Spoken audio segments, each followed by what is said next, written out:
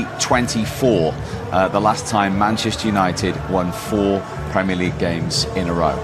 And it does strengthen their position in the top 4 as well in terms of the Champions League chase and those guaranteed spots as well, because before Chelsea play this afternoon and of course Liverpool. So difficult question to be asked and answered, hopefully soon as possible, because they need their players back if they want to get some points. Yeah, they certainly do. OK, Manchester United 4 wins out of 4 under Michael Carrick. Big. Bruno, congratulations. It's the first time in 2 years that Manchester United have won 4 Premier League matches in a row. What is it like to play here at Old Trafford when the crowd are like this? Oh, it's incredible, you know. We've had moments where we were not great, and it still was like this. Obviously not at the end of the games, and obviously now the energy is different because you win games. When we win games, everything looks brighter, and we're very happy ourselves, but also to give this to the fans. How have things changed so quickly under Michael Carrick? This is football. Football changes from one game to another. So I think Michael came in with the right ideas of giving the players the responsibility also, but some freedom to take the responsibility of on the pitch doing the decisions that were needed. It's very good with the words. I think he still remembers what I told him the last time he was our manager for our last game. And I was sure that Michael could be a great manager, and he's just showing it. And we hope that we can help him even more. And as the fans leave today, they haven't had a lot to smile about in recent times, but now very happy indeed as they leave Old Trafford. And Spurs went down to 10 men, which changed the whole complexion of this game. But after that, Owen, it was completely dominant from Manchester United and deserved the victory, do you think? Yeah, definitely. They probably should have got more, really. I thought they got into some brilliant positions. But I just thought they played really well. You know, the team looked really comfortable. Brilliant in possession, very different from the way they played against Man City and Arsenal, where they played on the counter.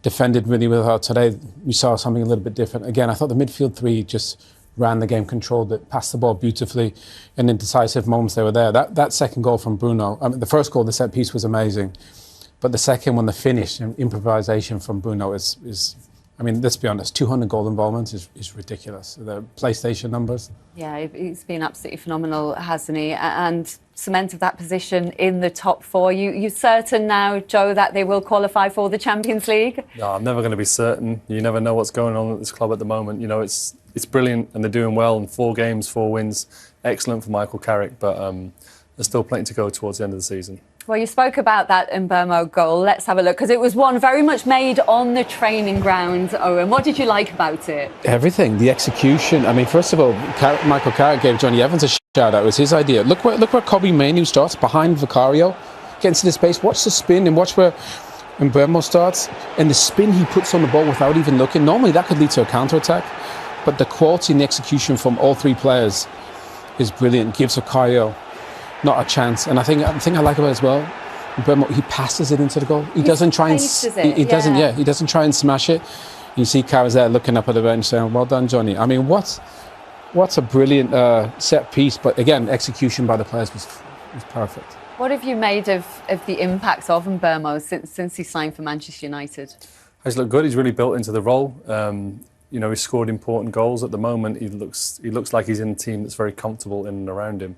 He's a real threat. He carries that line, and that's as I was saying there. That's a really good finish, calm finish. Someone who just looks incomposed, not snatching at it through the bodies. Good goal. And what do you hear about his personality in the dressing room? Because we heard from Bruno Fernandes a little earlier about dealing with the pressure of playing for Manchester United. Owen, you know all about that. Has Mbeumo got exactly the right characteristics?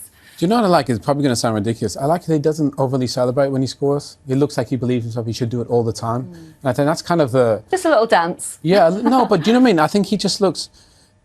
What is he, 26, 27, like Cunha? They're at the perfect age where they've been in the Premier League, they understand it, but they can deliver as well. And I just think he's he's just got it. You know, he's a great finisher. I said at the start of the season, it reminds me of Mo Salah a little bit. When he gets in those, he's just a good finisher. He has a clear picture.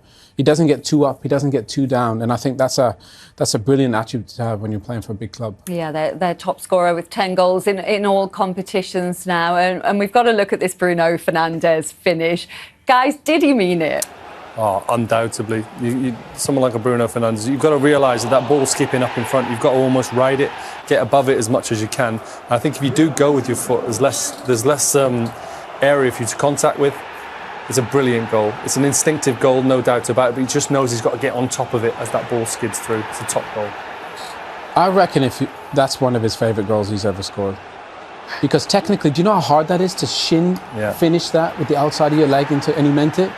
I mean, not many other people in the world could have scored that goal, made that look that comfy. Even with the inside of the foot, never mind with the outside of his shin. I mean, look at that graphic. That is just 200 goal involvements. Yeah, in 314 games, 104 goals, 96 assists for Bruno Fernandes. And the team, Joe, do you think just reaping the rewards of having him playing further up the pitch again? Yeah, that's exactly where he needs to be in this team. You know, he's a really brave player. He looks like a really top leader. A lot of questions were asked actually when he got the captaincy, but he leads from the front. You know, he's encouraging his teammates on. He wasn't letting them settle for a 1-0. He knows how important it is in the Premier League. You don't just let this game slide to the end and maybe Tottenham get a chance. He was after that second goal. He took it so well. Top player. And he looked like he wanted to join Rayan Cherki with the Rabona assist today, Owen. Does this just show how much he's enjoying himself at the minute? Yeah, he's not playing deeper anymore. You know, he's in that 10 position where he can create. He's the best creator in the Premier League. Stats say that, it's a fact, and the eye test says it. But when he's in a position, he enjoys himself. Joe made a really good point. He plays with risk, Bruno. Pointing directly at your coaching staff after the goal. One straight off the training ground. Yeah, it was Johnny's had his eye on set plays, Johnny Evans and Keita, the analyst. So it's great when things come off. We obviously all got different ideas, but the lads have carried off great, and Bruno, Cobby and Brian put it away. So yeah, delighted with that. How does Tottenham's red card change your approach to this second half? It doesn't really. It can't. Mentally, we got to treat it exactly the same, and that's the biggest challenge against 10 men. That make sure mentally that you treat it like it's the same game and keep the intensity, keep the quality. So hopefully we can do well second half. I'm just sat right by the dugout, and I heard Steve Holland just reminding Ahmad to be careful. You don't want to give the referee any reason to level things up. No, listen, he's not going to do it deliberately, but I think you just got to manage the game and be sensible in the game, and but certainly got to keep that intensity and the energy in the performance. Thank you very much. Thanks a lot. Cheers.